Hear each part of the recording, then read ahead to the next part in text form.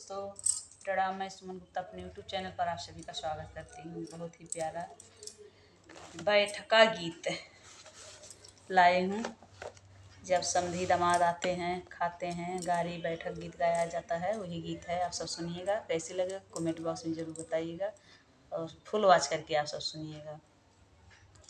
प्रेम के दाल जी, प्रेम के चावल जी, हे जी प्रेम से करी ना भोजनिया, हाय सीताराम से भजो, हाँ जी प्रेम से करी ना भोजनिया, हाय सीताराम से भजो।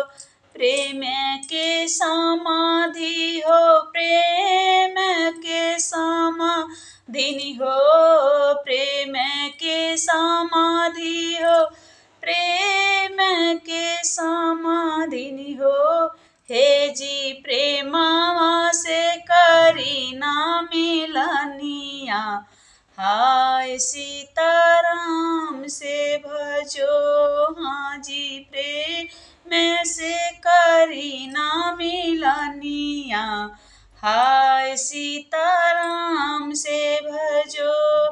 प्रेम के भाजी हो, प्रेम के रोटी हो, प्रेम के भाजी हो, प्रेम के रोटी, हे जी प्रेम से करी ना भोजनिया, हाय सीताराम से भजो, हाँ जी प्रेम से करी ना भोजनिया, हाय सीताराम से भजो।